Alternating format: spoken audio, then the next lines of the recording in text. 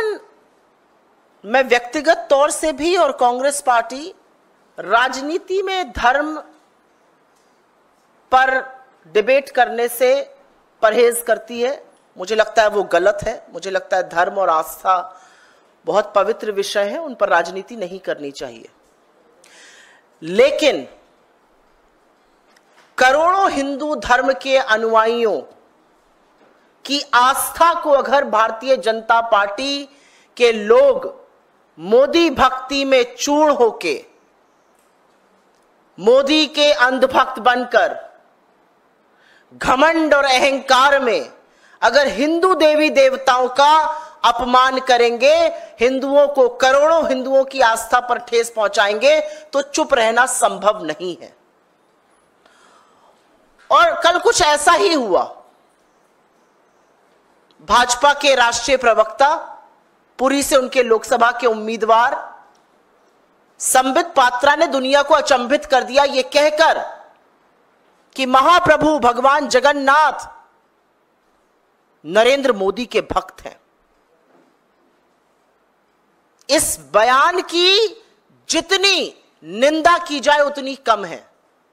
किसने आपको हक दिया है कि हिंदू देवी देवताओं के लिए ऐसे तिरस्कृत करने का काम करिए, उनका अपमान करिए? उनको नरेंद्र मोदी का भक्त बता रहे हैं आप। और असलियत यह है कि जब कोहराम मचा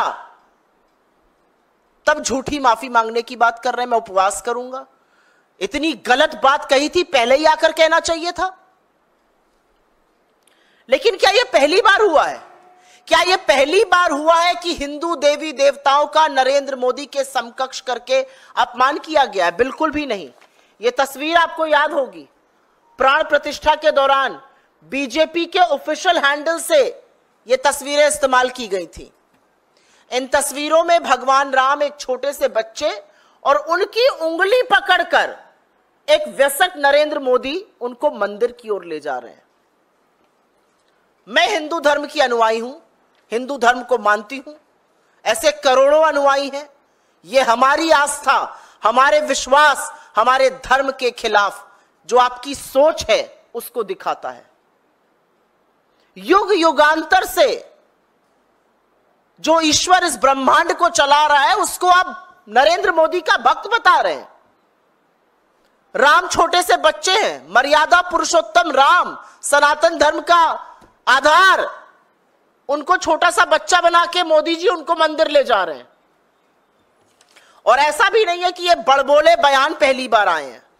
आपको याद होगा अयोध्या की प्राण प्रतिष्ठा, और वहां पर श्री राम, प्रभु राम से ज्यादा बड़े कटआउट हर खंबे पर नरेंद्र मोदी के लगे थे। चंपत राय ने तो मोदी जी को भगवान विष्णु का अवतार ही बता डाला था। आपको याद हो केंद्रीय मंत्री गिरिराज सिंह जो अक्सर उल जलूल वाहियात बयानों के लिए जाने जाते हैं, उन्होंने भी मोदी को अवतार बताया था। बीजेपी की प्रत्याशी हैं, बहुत प्रचलित प्रत्याशी हैं, कंगना रनौत जी, पद्मश्री, उन्होंने श्री राम का अंश बताया है मोदी जी को। उत्तराखंड के पूर्व मुख्यमंत्री जिनको लड़कियों का जीन्स पहनना बहुत अखरता था, उन्होंने भी तुलना जो थी तीरथ सिंह रावत ने मोदी जी की भगवान से की थी। साक्षी महाराज ने तो बोला भगवान राम ही है नरेंद्र मोदी। और असलियत एक और है। असलियत यह है कि इन सब तुलनाओं का ये सोचा समझा प्रोपेगेंडा है जो नीचे से शुरू हुआ है, और अब उस प्रोपेगेंडा से इतने आत्ममुग्ध हो गए हैं नरेंद्र मोदी जी कि वो टेलीविजन के इंटरव्यूज में अपने आप को ईश्वर का दूत कहने लगे हैं, अपने अंदर दैवी शक्ति कहने लगे हैं। ये हो क्या गया है भाजपाइयों को? हो क्या गया है नरेंद्र मोदी को? किसने आपको लाइसेंस दिया है कि आप हिंदू धर्म के देवी देवताओं का तिरस्कार करें, उनका अपमान करें? कोई बता रहा है मैं गिलहरी हूं, वो राम है। कोई बता रहा है वो एक बार दिन में खाना खाता। ये सब प्रोपेगेंडा का हिस्सा है, ये कुछ नहीं है। ये सोचा समझा प्रोपेगेंडा है। और आपकी जानकारी के लिए याद दिला दूं, ऐसा प्रोपेगेंडा इतिहास में पहले भी देखा गया है। हिटलर भी अपने आप को ईश्वर का दूत, ईश्वर का स्वरूप बताता था। आपको पता है ना, किम जोंग, वो भी खुद को अपने अंदर दैवीय शक्ति बताता है, ईश्वर का स्वरूप बताता है, कहता है पेशाब नहीं करता है। ये किस तरह की बातें, जो ये तानाशाह होते हैं ऐसी बातें करके आत्ममुग्ध रहते, वही बात नरेंद्र मोदी जी कर रहे हैं। मैं यहां पर लेकिन एक सवाल आप लोगों से पूछना चाहती हूं। जब इस पर कोहराम मचा तो बोला गया स्लिप ऑफ टंग हो गई थी। अच्छा, इतनी बड़ी स्लिप ऑफ टंग हो गई कि भगवान को मोदी का भक्त बता डाला, और तब तक आके नहीं स्पष्टीकरण दिया जब तक कोहराम नहीं बचा, हमने मुद्दे को नहीं उठाया। जब हजारों करोड़ों अनुयायियों ने कहा कि यह गलत है, तब आपको स्लिप ऑफ टंग याद आया। और मैं मीडिया से पूछना चाहती हूं, नोएडा के उन तमाम कमांडो वॉरियर एंकरगढ़ से पूछना चाहती हूं, आप क्यों चुप है? किस बात का पास दे रहे हैं? मैंने कुछ मीडिया के साथियों की ट्वीट और पोस्ट देखी, वो कह रहे स्लिप ऑफ टंग हो जाता है। अच्छा, ऐसा स्लिप ऑफ टंग जब विपक्षी प्रवक्ताओं और नेताओं का होता है तब तो आप लिंचिंग करते हैं, नोच खसोट लेते हैं उनको। इस पर क्यों आपका सुई टपक सन्नाटा है? असलियत यह है कि कोई सवाल बीजेपी से नहीं पूछा जाएगा। जब मोदी जी ने बताया कि मैं ईश्वर का दूत हूं और मुझ में अंदर दैवीय शक्ति है, तो मुझे लगा कि शायद पत्रकार महोदया इतनी आत्ममुग्ध हो गई ईश्वर का स्वरूप देखकर कि आगे पूछ ही नहीं पाई कि ये जो स्वरूप है आपका, इसके चलते 45 साल में सबसे ज्यादा बेरोजगारी क्यों है? इसके चलते युवाओं के लिए रोजगार क्यों नहीं है? इसके चलते आपने आटा, दही, पढ़ाई, दवाई पर जीएसटी क्यों लगाया है? इसके चलते कमरतोड़ महंगाई क्यों है?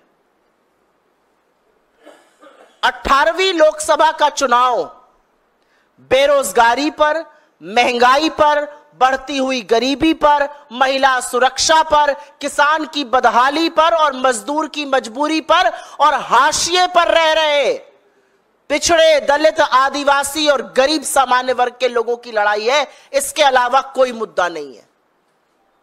5 चरण का मतदान हो गया और यहां पर ईश्वर का स्वरूप, ईश्वर उनके भक्त बताए जाने लगे। इस ईश्वर के स्वरूप ने 21 लाख करोड़ का कर्जा किसानों पर लाद दिया, 205 लाख करोड़ का कर्जा देश पर लाद दिया, महंगाई हर चीज में तिगुनी कर दी। मजाक बनाकर अगर प्रशासन को मजाक बनाकर अगर किसी ने गवर्नेंस को रखा है तो वो मोदी जी ने रखा है। और यही हिटलर करता था। हिटलर ने भी अपना एक प्रचार मंत्री हायर किया था, वो भी रेडियो टीवी पर वैसा ही काबिज रहता था जैसे ये रहते हैं, वहां पर भी इसी तरह का चरण वंदन होता था। असलियत यह है कि जो रंगी पुती छवि थी उसका रंग उतर चुका है पूरी तरह से, और रंग उतरने के बाद आज हाल यह है कि जनता अपने विकास का हिसाब मांग रही है, जनता असलियत बयां कर रही है, जनता खड़े होकर हमारी तरफ कहते हैं चहटा रही है, दौड़ा दौड़ा के सवाल पूछ रही है और सवालों का जवाब नहीं है। तो जब सवालों का जवाब नहीं है तो आप आस्था को पर प्रहार करिएगा। आप हिंदू धर्म के देवी देवताओं पर, हमारे आराध्य इष्टों को इनका भक्त बता दीजिएगा और हम चुप रहेंगे। मेरा अपना मानना है कि ना उपवास से ना माफी से इस देश के और दुनिया के करोड़ों हिंदू जो प्रभु जगन्नाथ में विश्वास करते हैं, जो भगवान राम में विश्वास रखते हैं, जो हम सब के आराध्य हैं, उनकी आस्था पर प्रहार हुआ है और नरेंद्र मोदी को माफी मांगनी चाहिए। यह गुनाह है, यह पाप है और माफी नरेंद्र मोदी को मांगनी चाहिए जो अपने आप को आजकल खुद भगवान का दूत बनाने लगे हैं। ये क्या प्रोपेगेंडा चल रहा है देश में? देश के मुद्दों पर प्रधानमंत्री बात नहीं करना चाहते हैं और शीशे की तरह साफ है कि 5 चरण के मतदान के बाद 4 जून को ना भाजपा की सरकार बनेगी, ना नरेंद्र मोदी इस देश के प्रधानमंत्री बनेंगे। बजाय मुद्दों की बात करने के लगातार आपने मुद्दों से भटकाया है और असलियत यह है कि जिस व्यक्ति का इस चुनाव में खुद का वजूद खत्म होने जा रहा है, जो विपक्ष को पानी पी पी के कोसता है, जिसका पाकिस्तान प्रेम, जिसका हिंदू मुसलमान विषाक्त करना हमें आज तक समझ में नहीं आया, वो अपना महिमा मंडन करने के लिए पूरी प्रोपेगेंडा मशीन चल रही है। मतलब ऐसी अंधभक्ति कि आप करोड़ों हिंदुओं की आस्था पर प्रहार करने को तैयार है। यह बर्दाश्त नहीं किया जाएगा, किसी कीमत पर नहीं किया जाएगा। I do believe what Sambit Patra has said is an absolute insult to the faith that millions of Hindus, that billions of Hindus have in their religion, in our gods. और माफी तो नरेंद्र मोदी जी को मांगनी पड़ेगी। यह सर्वथा गलत है, बिल्कुल गलत है, यह किसी कीमत पर स्वीकार्य नहीं है। आपके सवालों का इस मुद्दे पर स्वागत है।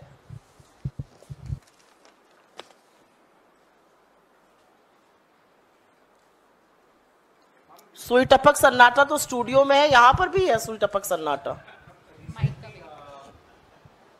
400 पार का जो नारा दिया जा रहा था बीजेपी की तरफ, पहले मैं इस पे जवाब दूंगी, अगर आप लोग के पास इस पर सवाल है तो मैं अनुग्रहित रहूंगी।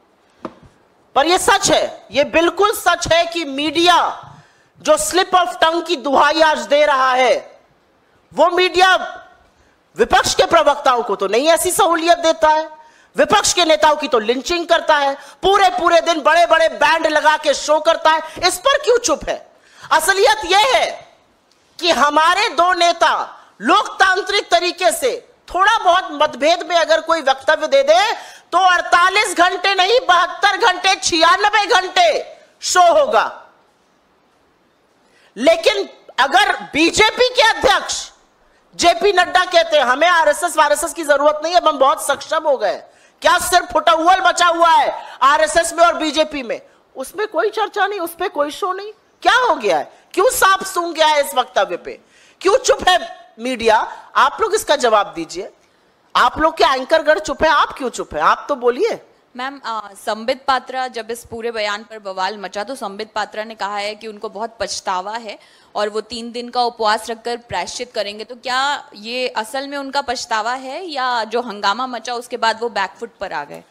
जब आपसे कुछ गलती होती है ना तो आप सामने से खुद आके उसका स्पष्टीकरण देते हैं, आप कोहराम मचने का इंतजार नहीं करते हैं।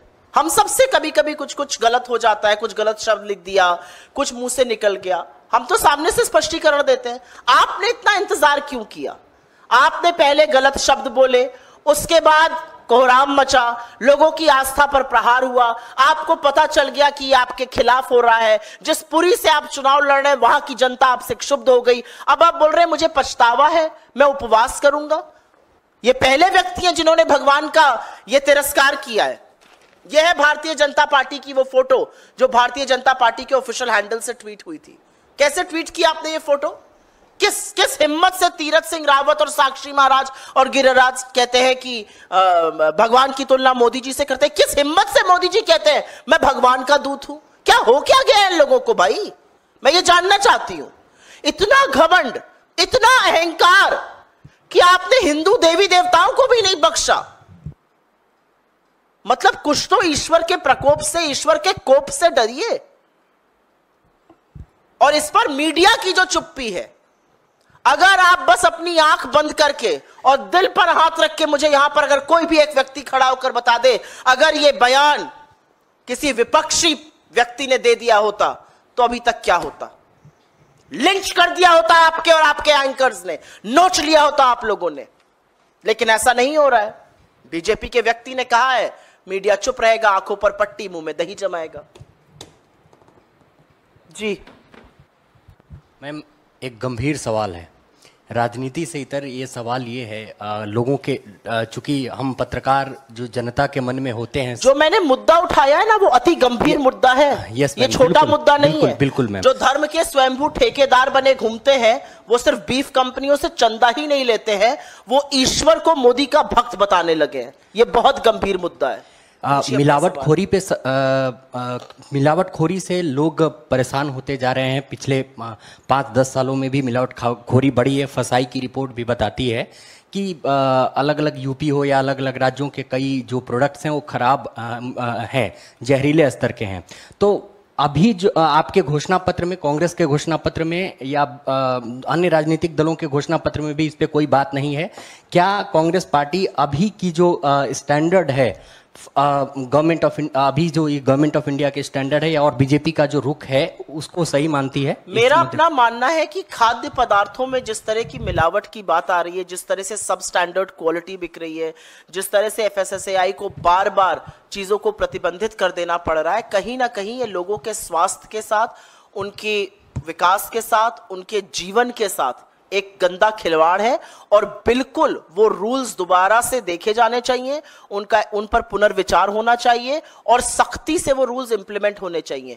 क्योंकि कोई किसी को चंदा दे रहा है, क्योंकि कोई किसी की भक्ति कर दे रहा है और वो मिलावटी सामान बेचे, ये बिल्कुल ठीक नहीं है। और भारत की प्रतिष्ठा पर भी बहुत प्रहार पड़ता है जब हमारे मसाले बाहर जाकर प्रतिबंधित हो जाते हैं, उसमें कार्सिनोजेनिक चीजें पाई जाती हैं, वही चीजें हमारे लोग कंज्यूम कर रहे हैं। और जो बढ़ते हुए तादाद है कैंसर पेशेंट्स इत्यादि की, ये गंभीर विषय है। ये प्रेस वार्ता में एक मैं जवाब दे दूं उसका विषय नहीं है। मुझे लगता है इस पर चर्चा होनी चाहिए, इस पर सरकारों को सीरियसली सोचना चाहिए और अगर रूल्स रिफ्रेमिंग की जरूरत है तो वो भी जरूर होना चाहिए।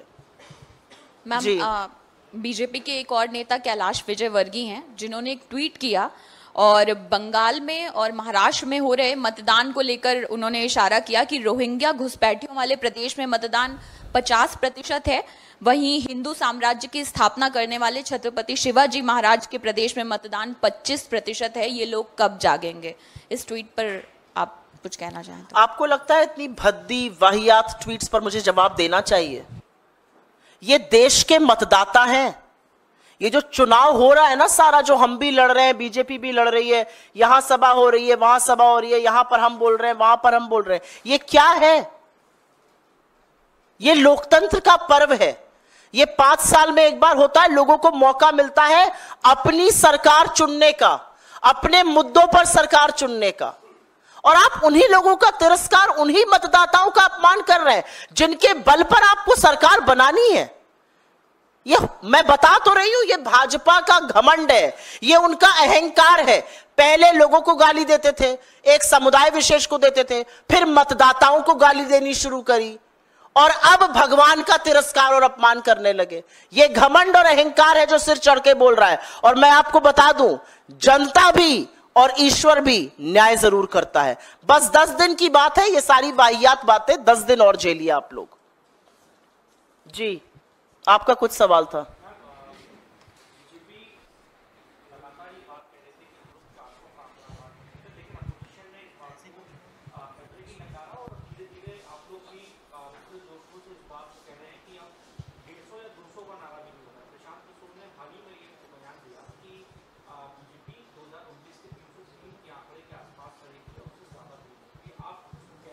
मैंने पहले भी इस मंच से कहा और फिर कहती हूं कि मैं ये कंसल्टेंट्स की बात पर ध्यान नहीं देती हूं और उस पर वक्तव्य भी नहीं देती हूं। और उन कंसल्टेंट्स की बात पर जो अपनी कंसल्टिंग फर्म भी नहीं बचा पाए तो कम ही बोलूं, अच्छा है। लेकिन घोषित रूप से आप पहले पैरवी करते हैं नरेंद्र मोदी की, अब आप फुल ऑन बैटिंग घोषित कर रहे हैं, तो इस पर आपकी कलई खुल रही है, आपकी क्रेडिबिलिटी पर सवाल है। असलियत यह है कि 400 पार का नारा तो नरेंद्र मोदी खुद नहीं लगा रहे हैं, तो जिन मान्यवर का आपने जिक्र किया वो कहां से लगा रहे हैं? 400 पार पहली इनिंग के बाद ही बंद हो गया था, क्योंकि 400 पार का नारा और लल्लू सिंह और ज्योति मिर्धा और अनंत हेगड़े और गिरिराज जी ने मिलकर बीजेपी की पोल खोल दी कि संविधान पर प्रहार होने वाला है, आरक्षण खत्म होने वाला है। छिटक गए लोग इनसे और लोगों ने मन बना लिया कि संविधान तो किसी कीमत पे खत्म नहीं करने देंगे। तो बीजेपी खुद 400 पार का नारा नहीं लगा रही है। असलियत यह है कि जो जन सुनामी, जो जन सैलाब हमें दिख रहा है, जो उत्साह लोगों में दिख रहा है, ये वो बीजेपी की सभाओं में नरेंद्र मोदी और अमित शाह की सभाओं वाली भीड़ नहीं है कि 500 में आई है, बस में बैठकर सुनेगी, भाषण बोलेगी, उसके पहले चली जाएगी। ये वो भीड़ है जो उत्साह से बल्लियां बैरिकेड तोड़कर अपने नेताओं के पास आ रही है। नेता बेचारे भाषण नहीं दे पा रहे हैं क्योंकि जनता इतना उनके सम्मुख है। ये वो भीड़ है, ये वो उत्साहित जनता, ये जन सैलाब है और ये बहुत बड़ा परिवर्तन करने जा रहा है। 150 के लाले पड़ रहे हैं, आप 400 की बात कर रहे हैं। और घोषित अघोषित जो लोग थे उनकी क्रेडिबिलिटी पर मुझे जितना कम बुलवाइए अच्छा है। अपना फॉर्म बचा नहीं पा रहे हैं, चले सरकारें बनवाने।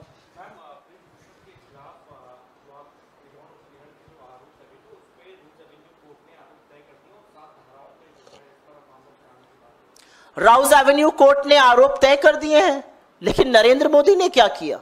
क्या एक्शन लिया ब्रजभूषण के खिलाफ? इतना डरते क्यों है मोदी और शाह ब्रजभूषण से? ब्रजभूषण ने उनके लड़के को टिकट दे दिया। ब्रजभूषण खुल के कहते हैं दबदबा है, कायम रहेगा, मैं लड़ूं या मेरा लड़का लड़े, एक ही बात है। ये तो इन्होंने न्याय किया इस देश की सबसे होनहार बेटियों के साथ। उन बेटियों के साथ जब मेडल आया तो मोदी जी ने खूब हाथ मिलाया, खूब हाथ हिलाया, एक साथ उनका हाथ उठाया, और जब उनके ऊपर किसी ने हाथ उठाया तो मोदी जी आरोपी के संरक्षण देने लगे। उन्होंने क्या किया? राउज एवेन्यू कोर्ट ने तो चलिए तय कर दिए आरोप, मोदी जी ने क्या किया?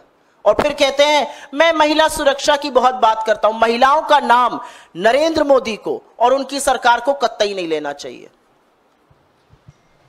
कोई और सवाल? मैम एक सवाल है। कलकत्ता हाई कोर्ट के एक जज रिटायर हुए और अपने रिटायरमेंट के भाषण में उन्होंने कहा कि वो संघ के सदस्य थे 30 सालों तक, और अब चूंकि रिटायर हो रहे हैं तो आगे भी संघ उन्हें कोई काम देगा तो वो करेंगे। और मेरा अपना मानना है कि मैं जुडिशरी पर टिप्पणी नहीं करना चाहती हूं, लेकिन जिस तरह से जुडिशरी में इस तरह की मानसिकता वाले लोग भरे हुए हैं, जिस तरह से इंस्टीट्यूशनल ऑटोनॉमी को खत्म किया गया है, यह अपने आप में एक बहुत चिंता का विषय है।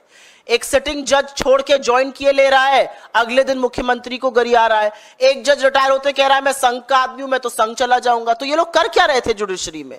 न्यायपालिका की एक बहुत मजबूत भूमिका है, लोकतंत्र का एक बहुत मजबूत स्तंभ है। मुझे ऐसा लगता है ये बड़ा खतरनाक ट्रेंड है और इस पर चर्चा होनी चाहिए। इस विषय पर गहन चिंतन की जरूरत है। इसलिए मैं कह रही हूं, मैं जुडिशियल प्रोवेस में जुडिशरी के ऊपर कोई टिप्पणी नहीं करना चाहती हूं, उनके दिए हुए फैसलों पर अभी मैं टिप्पणी नहीं करना चाहती हूं, लेकिन उनका जो कथन है वो चिंताजनक है और इस देश में एक नई चर्चा होनी चाहिए कि न्यायपालिका कितनी स्वतंत्र है और किस तरह के लोग उसमें हैं। धन्यवाद जी, बोलिए। संबित पात्रा ने कहा है कि अनजाने में की गई गलतियों को भगवान भी माफ़ कर देते हैं, इसका मजाक नहीं बनाना चाहिए और इस मुद्दे को इतना बड़ा करने की ज़रूरत भी नहीं है। तो आप क्या सोच रही थी, वो क्या कहेंगे? अनजाने में गलती हुई थी, जैसे ही गलती हुई होती तुरंत हाथ जोड़ के माफ़ी मांगते तो ईश्वर ज़रूर माफ़ कर देते। अनजाने में गलती हुई, घंटों वो वीडियो पड़ा रहा, फिर किसी को दिखा, फिर किसी ने ट्वीट किया, फिर और लोग बोलने लगे उसके बारे में, जब कोहराम मचा, जब ऑपोजिशन बोलने लगी, जब पुरी के लोग बहिष्कार करने लगे, जब पुरी की जनता ने कहा कि भगवान जगन्नाथ का ये तिरस्कार हम नहीं सहेंगे, तभी उनसे अनजाने में गलती याद आई। पहले याद आ गई होती, हाथ जोड़ के माफ़ी मांगते, प्रायश्चित करते, क्यों नहीं पहले किया? क्यों राजनीतिक कोहराम के बाद ही उनको याद आया? ईश्वर माफ करता है अनजाने में की हुई गलती। ईश्वर अपने खिलाफ प्रोपेगेंडा माफ नहीं करता है। आप ईश्वर का तिरस्कार करके नरेंद्र मोदी को कहिए कि ईश्वर नरेंद्र मोदी के भक्त हो गए, ये अनजाने में गलती नहीं है, ये भगवान का तिरस्कार है जो संबित पात्रा को और उनके तमाम साथी जो करते नहीं करना चाहिए था। लेकिन ये एक बड़ी सोची समझी साजिश के तहत हो रहा है। छोटे छोटे लोग उसकी बात करते हैं, फिर ऊपर नरेंद्र मोदी बोलते हैं मैं ईश्वर का दूत हूं, मुझ में दैवीय शक्ति है, मुझ में वहीं से शक्ति आती है। ये बहुत एक प्रोपेगेंडा दुनिया ने पहले भी देखा इतिहास में। ये प्रोपेगेंडा हिटलर ने भी किया अपने प्रधानमंत्री गोबल्स के द्वारा, ये प्रोपेगेंडा किम जोंग भी करता है। इस तरह के प्रोपेगेंडा दुनिया ने देखे, तानाशाह ऐसे प्रोपेगेंडा करते हैं। इन प्रोपेगेंडाओं का अंत जो है ना, वो ईश्वर भी करेगा और इस देश की लोकतांत्रिक जनता भी करेगी। जी हाँ,